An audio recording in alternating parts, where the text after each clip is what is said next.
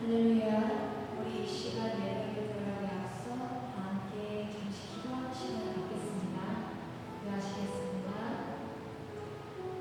하늘에 계신 아버지, 이 시간 저희가 아버지께 찬양과 영광을 드립니다.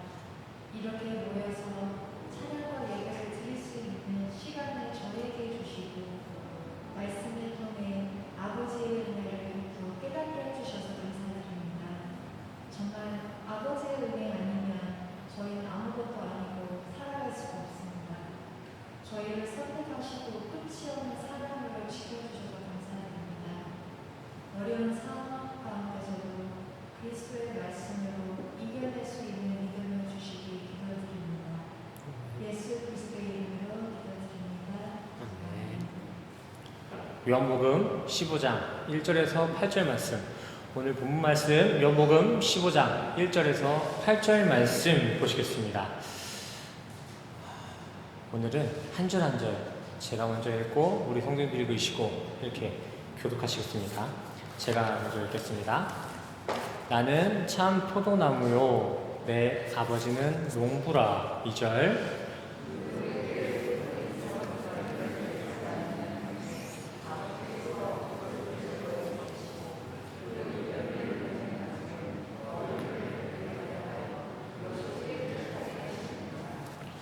너희는 내가 일러준 말로 이미 깨끗하여졌으니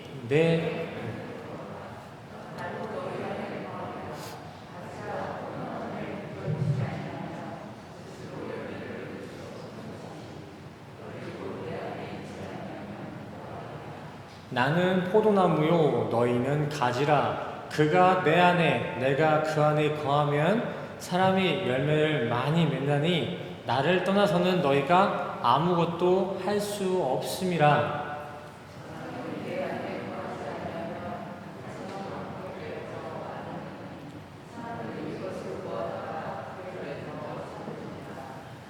너희가 내 안에 거하고 내 말이 너희 안에 거하면 무엇이든지 원하는 대로 구하라. 그리하면 이루리라. 마지막 8절을 함께 읽겠습니다. 시작. 너희가 열매를 많이 맺으면 내 아버지께서 영광을 받으실 것이요 너희는 내 제자가 되리라. 아멘. 할렐루야. 우리 성도님들 이번 주간 설 연휴는 잘 보내셨습니까? 조금 인사가 늦은 감이 있지만 우리 성도님들 2022년도 새해 복 많이 받으시길 바랍니다. 물질의 복이나 건강의 복, 관계의 복도 다 좋지만 이번 한 해에는 더욱더 주님 주신 하늘의 신령한 복, 하나님의 자녀로 살아가는 그 축복이 우리 성도님들께 가득하기를 소원합니다. 오늘은 3주째 계속 이어서 보고 있는 포도나무 비유를 좀 정리해 보려고 해요. 마무리하려고 해요. 지난 2주간을 걸쳐서 포도나무 설교를 나눠와서 우리 성도님들은 이제 잘 아시겠지만 그 긴 비유의 결국, 그 비유의 궁극적인 메시지는 은혜 하나만을 가리키고 있었습니다.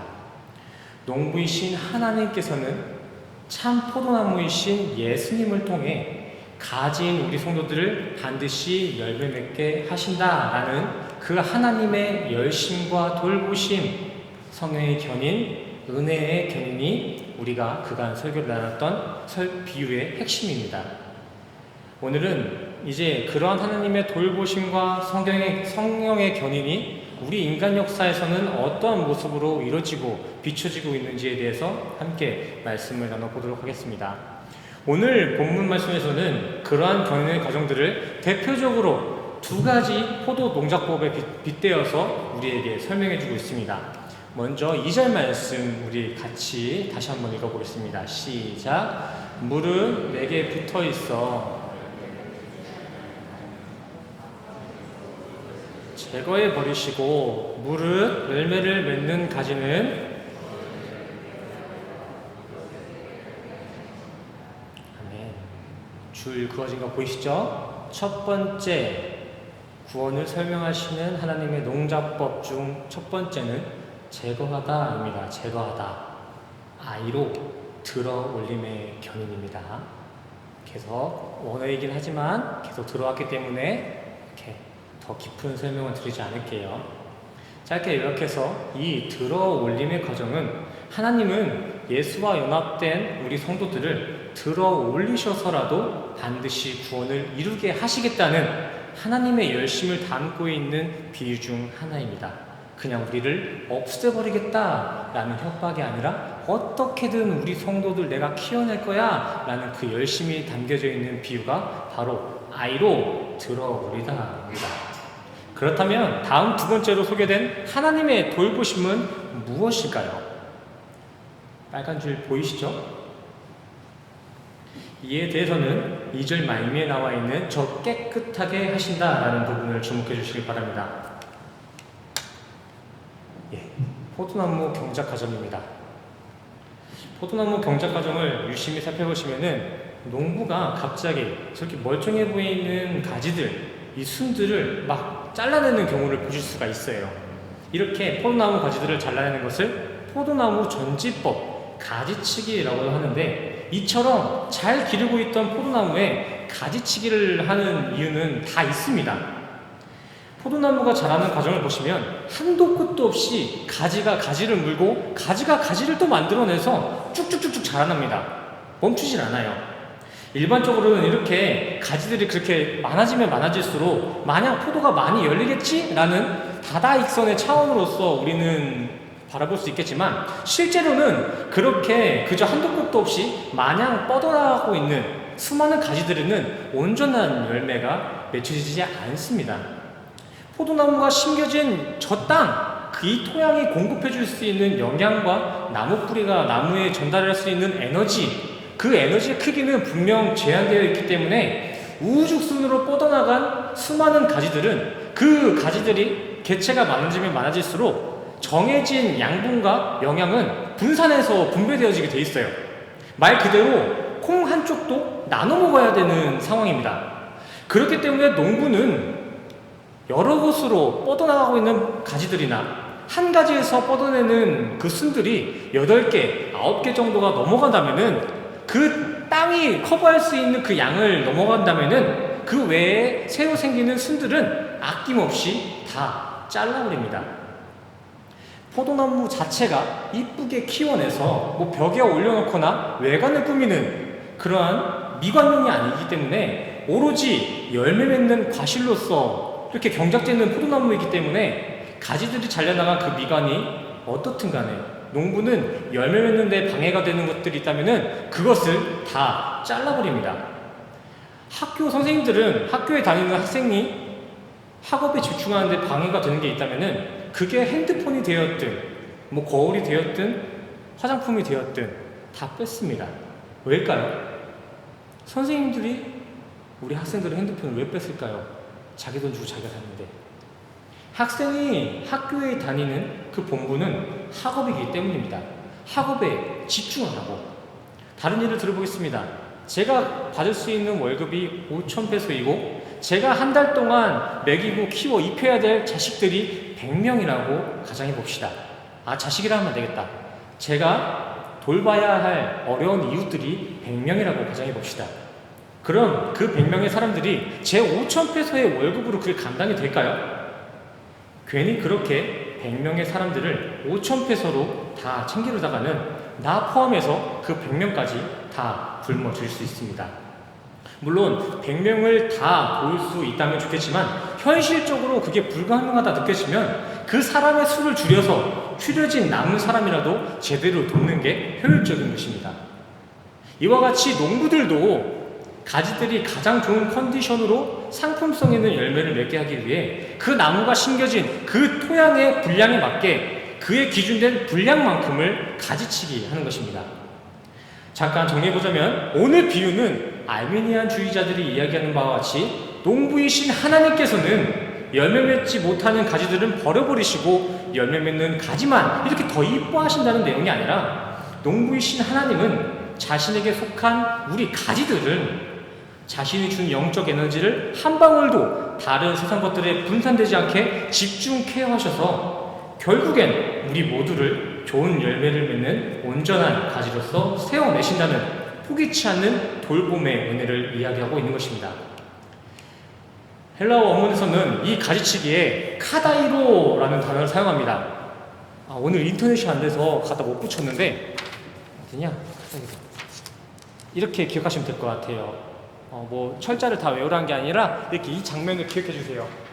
이렇게 깨끗하게 한다라는 이 부분에 헬라어 원문에서는 카다이로라는 단어를 사용하는데, 이 카다이로라는 단어는 깨끗하게 한다라는 뜻뿐만이 아니라 간결케 하다, 그리고 상징적으로는 정결케 하다, 속죄하다라는 복합적인 의미의 단어이기도 합니다.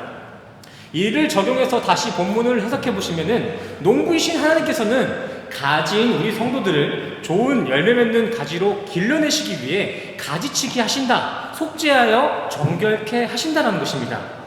가지인 우리가 정결해서 열매를 맺을 수 있는 것이 아니라 하나님이 손수 가지인 우리를 속죄하고 정결케까지 다 하셔서 우리로 하여금 열매를 증거하신다는 것입니다. 그렇다면 하나님은 무엇으로 우리를 깨끗하게, 무엇으로 우리를 정결케 하실까요? 한번 생각해 보세요. 하나님께서 우리를 가지치게 하시고 우리를 깨끗하게 하신다는데, 그래서 무엇으로 하나님께서는 우리를 깨끗하게 하실까요? 도구가 있어야 될 거 아니에요. 그죠? 무엇일까요? 스스로에게 질문을 해보세요. 그리고 이게 추상적으로 잡아내지 마시고 본문을 한번 보세요. 본문을. 3절. 내가 일러준 말, 로고스, 하나님의 말씀입니다. 하나님의 말씀. 하나님은 이렇게 자신의 말씀으로 우리를 정결한 성도로 깨끗하게 만들어내신다 말씀하고 있으신 것입니다. 에베소서 6장 17절에서는 우리를 깨끗하게 하는 이 하나님의 말씀을 성령의 검, 하나님의 검이라고 기록되고 있습니다. 그리고 이 성령의 검은 속성을 가지고 있는데, 그 속성은 히브리서 4장 12절에서 영과 혼뿐만이 아니라 우리의 관절과 골수까지 쪼개는 예리한 검으로 기록되고 있습니다. 하나님은 이렇게 성령의 검, 말씀의 검으로 우리의 영과 혼, 그리고 관절과 골수 사이사이 디테일하게 빠짐없이 어느 부족한 거 하나도 없이 하나님 나라, 하나님 백성의 합한 걸작품으로 우리 성도들을 깎아내시고 빚어내신다는 것입니다. 하나님은 그렇게 포도나무를 재배하듯이 자신의 손을 붙잡은 연합의 성도들을 손수 자신의 말씀으로 성령의 검으로 반드시 구원에 들어갈 수 있는 하나님의 백성으로서 깨끗한 가지, 정결한 가지로 우리를 만들어 내신다는 것입니다. 그래서 에베소서 2장에서는 열매가 심벌하고 있는, 지금 가지가 맺어내는 그 열매가 상징하고 있는 그 구원을 향해서 하나님의 선물이다, 이건 우리가 자랑할 수 있는 게 아니다 라고 기록하고 있는 것입니다. 이와 같이 구원의 열매는 그것을 처음부터 끝까지 다 손수 이뤄내신 그 하나님께서 우리에게 은혜로서 거저 주신 선물입니다. 성도님들께 질문 한 가지 하고 싶습니다. 우리 성도님들은 참 포도나무에 속한 나뭇가지가 맞으신가요? 스스로에게 한번 물어봤으면 좋겠습니다. 나는 그 포도나무에 속한, 그 참 포도나무에 속한 나뭇가지가 맞는가? 정말 참 포도나무이신 예수님과 연합되어진 그 참 나뭇가지의 성도가 맞는지 한번 생각해 보시길 바랍니다.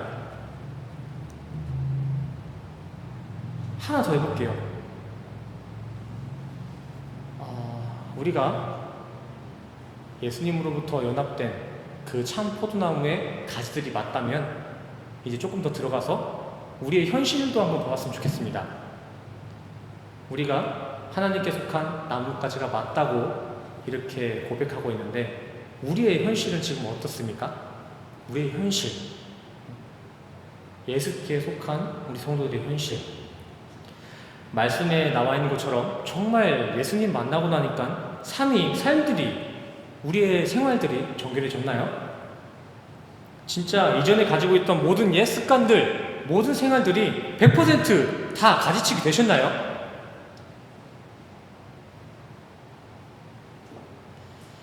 아니죠. 우리의 겉모습으로 나타나는 이 사회생활적인 측면에서는 조금의 변화가 올 수 있습니다. 뭐 금식으로 나타날 수도 있고 뭐 헌신으로 나타날 수 있고 절제된 삶으로서 우리의 삶에서는 그 모습으로서는 그 변화를 누릴 수가 있겠지만 우리의 마음속 깊은 곳에서는 예수님을 만난 이후에도 여전히 남들에게 들키지 않는 더러운 것들이 드글드글합니다.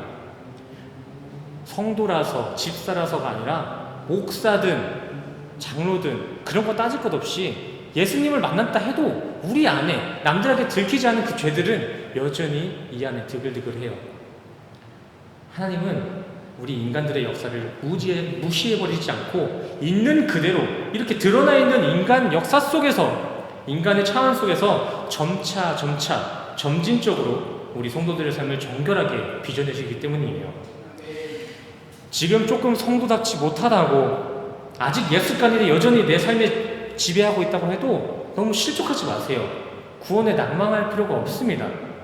점차 이뤄가시는 하나님의 돌보심을 믿음으로 기다리시길 바랍니다.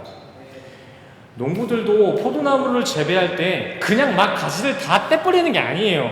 재배하기 전부터 재배하는 중간 계속해서 자라는 순간순간마다 그 옆에 서가지고 제가 이번에 포도나무 설교를 준비하면서 포도나무 경작하는 방법을 얼마나 연구했는지 모르겠어요. 제가 포도나무를 기를 수 있을 것 같아요. 근데 그걸 보면서 느낀 게 하나님이 지금 우리를 이렇게 신경 쓰시는구나. 그냥 너 혼자 알아서 잘하라 이러는 게 아니라 매일매일 순간순간마다 그 자리에 가서 지켜보고 있고 우리를 지키시고 닦아주시고 있구나 라는 걸 생각했습니다. 하나님은 그렇게 우리를 순간순간마다 가지치시고 계속 정리해주면서 계속 열매 맺기를 이렇게 맺어가고 있습니다. 그래서 우리 가운데에서는 예수님을 만난 이후에도 순간순간 죄악된 모습들이 불쑥불쑥 나올 수밖에 없는 거예요. 자기 자신은 그런 모습 없다고 하는 거는 어불성설입니다. 예수님밖에 없어요, 그럴 수 있는 존재는. 그래서 신약 성경에 3분의 1을 기록했던 그 사도 바울 또한 예수를 만난 이후에도 여전히 살아 숨쉬고 있는 이 몸뚱이의 그 사륵스의 죄된 모습이 역겹고 지겨워서 오라 나는 곤관자로다. 누가 이 시체 같은 몸, 이 더러운 사망에서 좀 꺼내달라고 죽기 전까지 애원했습니다. 로마서 7장에 나온 내용과 같이 바울은 마음으로는 이 생각으로는 하나님의 법을 육신으로는 여전히 죄의 법을 섬기는 이 하찮은 인생을 한탄합니다. 근데 머지않아 8장에 들어가서는 그 한탄도 결국 예수님으로 인해 해방되죠. 그러기에 우리도 바울과 같이 예수님을 만났다 할지라도 이 육을 벗어내는 순간, 죽는 순간, 심판대 앞에 서는 그 마지막 순간까지 안에서 꿈틀거리는 이 몸의 사역들을 경멸하고 죄에서의 해방을 주님 앞에 간구하셔야 합니다. 예수님 만난 이후에도 아무런 변화가 없다고 신앙을 포기하지 마시고 낭망할 게 아니라 지금 붙잡고 계신 그 예수님의 손, 그 손을 꽉 붙잡고 계시면서 내가 이전에 가지고 있던 음욕과 물욕, 예수가 공급하는 생명의 에너지를 갉아먹고 있는 탐심과 욕심들, 예수를 만나고 나서도 내 안에 지겹게 존재하고 있는 육신의 정욕, 이생에 자랑된 것들은 하나님께서 모두 가지치기 좀 해주세요 라고 외치면서 몸부림치고 기도하셔야 돼요. 하나님의 백성은 하나님께서 알아서 하시겠지 하면서 세상에는 마냥 방탕하고 방자한 삶을 살면서 또 여전히 육체의 소욕에 따라 살아가면서 자신의 구원, 천국을 확신하는 이들은 자신의 신앙을 너무 과대평가하는 것입니다. 물론 하나님의 백성은 하나님, 농부이신 하나님께서 만들어간다는 것은 사실입니다. 팩트예요. 하지만 분명한 것은 결코 하나님의 백성들은 그렇게 하나님의 백성들을 세상에 흥청망청하도록 냅두지 않습니다. 로마서 6장의 말씀과 같이 하나님의 백성된 이들은 결코 몸의 사욕에 순종치 않고 더 이상 죄 아래 이 세상 아래 머물지 않습니다. 영원한 천국을 선물 받은 이들은 결코 금세 사라져버릴 이 세상에 정을 두지 않는다고요. 하나님의 은혜라는 그 등 뒤에 숨어서 신앙생활엔 오만범자하고 주 안에서 자유를 누린다는 그 구절을 앞세워서 죄의식 하나 없이 방탕함을 즐기는 사람들이 있다면 정신 차리셔야 합니다. 예수님께서 십자가를 통해 우리에게 주신 그 은혜는 결코 우리에게 세상 죄를 더하는 것이 아니라 세상보다 하나님을 더 의지할 수 있는 기회이고 되려 세상을 하찮게 여기게 될 만큼 커다란 선물인 것입니다. 하늘의 혜택을 입은 이들은, 은혜를 입은 이들은 결코 이 땅이 주는 그 유한한 베네핏, 혜택들을 그리워하지 않습니다. 이 땅이 주는 것을 더 이상 그리워하지 않아요. 하늘의 큰 것을 받았기 때문에. 예수님께서 누리라고 했던 그 자유 있잖아요. 그 자유도 자기 자신들이, 본인들이 하고 싶은 거 죄책감 없이 다 할 수 있도록 도와주는 그 허랑방탕함의 도구가 아닙니다. 예수님이 준 자유라고 하면서 결국 하는 거라고는 내가 하고 싶은 거였잖아. 내가 하고 싶었던 거. 예수님은 그렇게 자유를 정의하지 않으셨습니다. 하나님은 베드로전서 2장 17절 그리고 갈라디아서 5장 말씀을 통해 내가 주는 그 자유로 악을 행하는데 남용하지 말고 하나님 종같이 해라.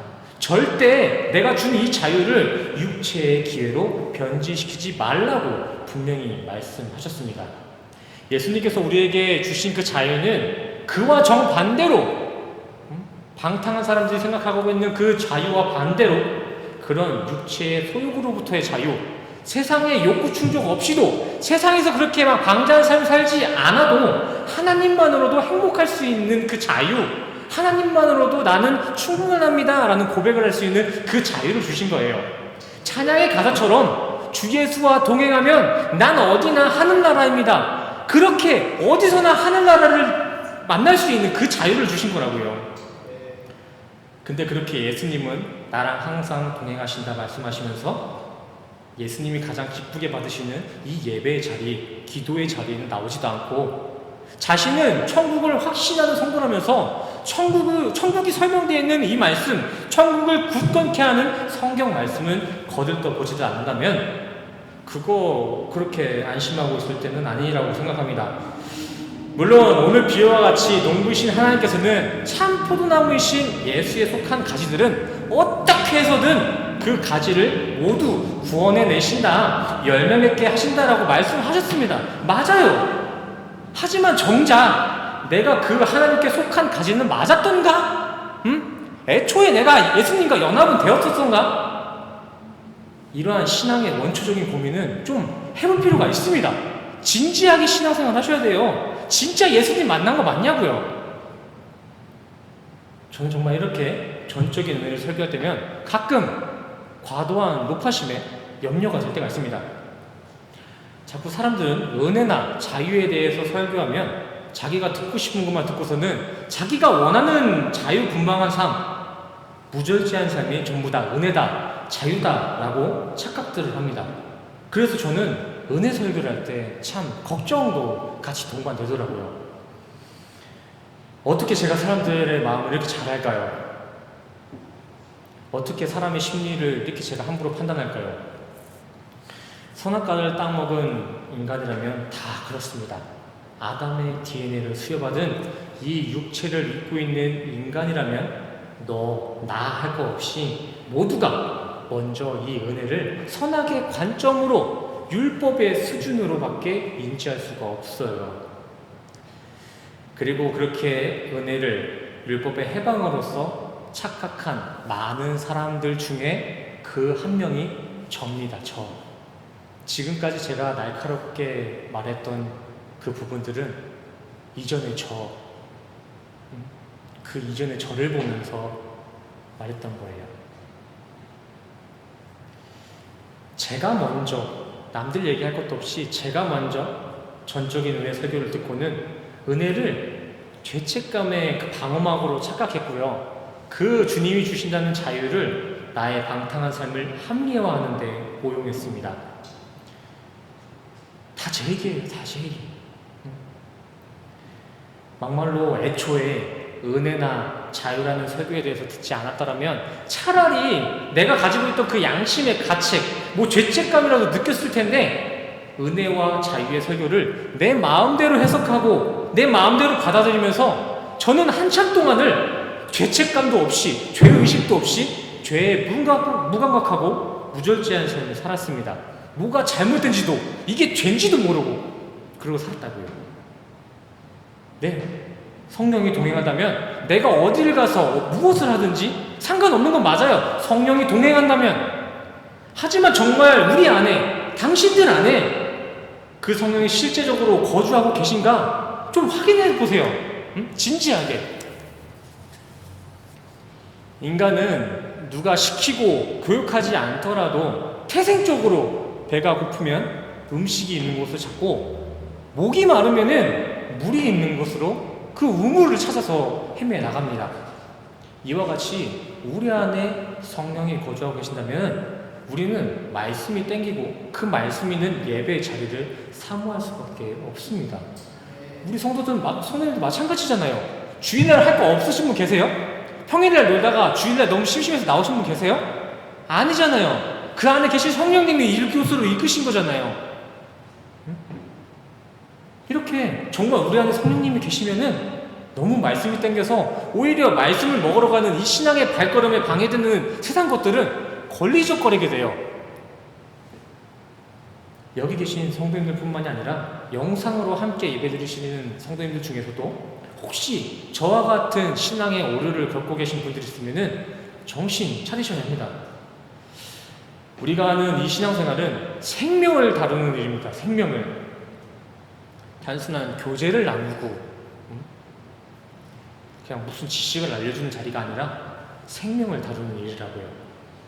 그렇게 마냥 정신 빼놓고 이렇게 될 대로 되라 하면서 가볍게 여길 게 아니라 인간의 인생이라는 이 찰나와 같은 한순간으로 인해서 우리의 영혼은, 우리의 육은 잠깐 80이면 끝나지만 영원한 우리의 영혼은 천국에서 평생 평안을 누리냐, 지옥에서 평생 썩어지냐가 갈려집니다. 이 찰나와 같은 80년 인생, 100년 인생 때문에 우리의 영혼은 지옥에 가냐, 천국에 가냐 정해져 있다고요.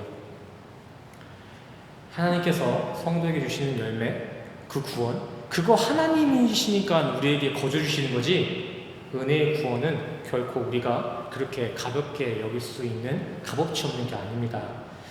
구원을 우리가 직접 살라고 하면, 인간이 그 구원을 이뤄내려고 하면 도저히 살 수 없는 것이기 때문에 하나님께서는 국률의 사랑으로 우리 인간들에게 그 구원을 주신 것이지, 우리가 거저받은 이 은혜는 우리가 생각하는 것처럼 싸구려가 아니에요. 진짜 예수님 아니었으면 우리는 구원 문턱에도 못 갔어요. 제발 지금이라도 고장나 있는 그 자유, 그 고장나 있는 은혜 인식은 이제 좀 내려놓고 진지하게 신앙생활에 임하시길 바랍니다.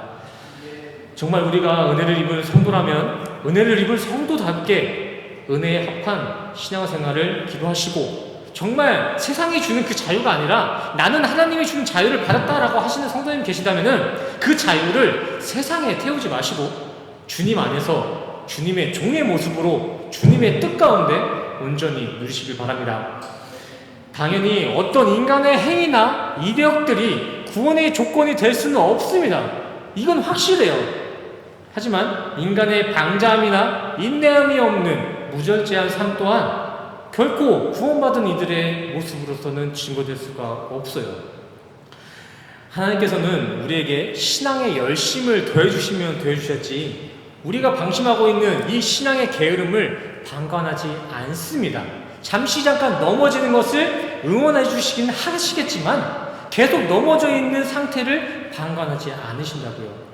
디도서 2장 14절 말씀 한번 찾아보세요. 바울은 예수님께서 그렇게 우리를 십자가로 속량하시고 우리를 정결케 깨끗하게 하신 그 이유를 우리 성도들을 하나님의 선한 일에 열심을 가진 백성으로 만들기 위함이었다라고 기록하고 있습니다. 예수님께서 십자가에 왜 달리셨냐, 왜 십자가로 우리를 정결케 하셨냐 물어봤을 때 바울은 너희 성도들이 더 열심히 주님을 찾게 하기 위해서 십자가에 지신 거다, 이렇게 기록하고 있는 거예요. 그런데도 그렇게 말뿐인 신앙에 안주하시겠습니까? 다시 복음 앞에 올바로 서시길 바랍니다. 그저 제가 이 목사가 하는 설교 중에 그 마음에 드는 몇 구절만 이렇게 발췌해서 나는 구원받은 성도가 맞구나 이렇게 안주하지 마시고 각자에게 주어진 이 성경, 저에게만 있는 게 아니잖아요. 천주교처럼 교황에게만 이 권위가 주어진 게 아니잖아요. 각자에게 주신 이 성경 말씀을 통해서 내가 진짜 구원받은 성도가 맞는지 확인해 보시길 바랍니다. 한 번 받은 구원은 언제든 사라질 수 있다는 그 협박의 구원 소면설이나 언제든 내 안에 계신 성령님은 밖으로 가출할 수 있다라는 성령의 불완전함을 이야기하는 것은 아닙니다. 하지만 우리 성도들은 반드시 이성적으로 그리고 객관적으로 좀 냉철하게 구원에 대해 고민하고 기도로 임하셔야 합니다. 빌립보서 2장 12절의 말씀과 같이 성도는 항상 말씀에 복종하여 두렵고 떨림으로써 구원을 이루셔야 합니다. 나 이렇게 매일 죄 짓는 기계 마냥 매번 매순간 세상에 자빠져 죄를 짓는데 그래도 주님 저 주님 손 놓치지 않았습니다. 그래도 저 넘어지더라도 주님 손을 꽉 붙잡고 있습니다. 그러니까 저 구원까지 인도해 주실 거죠? 결국엔 이러한 저 또한도 매일 자빠지는 저 또한도 구원받은 성도로 정결하게 길러내 주실 거죠? 이러한 매일의 기도로 주님의 은혜를 간구하면서 그렇게 허락하신 그 구원의 확신을 얻고 그렇게 얻은 구원의 기쁨을 가지고 각자 주어진 이 남은 삶의 여정에서 구원받은 천국의 백성답게 이 땅에서도 그 구원의 은혜를 누리면서 사셔야 하는 것입니다. 이게 정말 하나님의 돌보심, 하나님의 들어올림과 가지치기의 은혜를 전적으로 신뢰하고 누리는 참 포도나무에 열매 맺는 성도들의 모습입니다.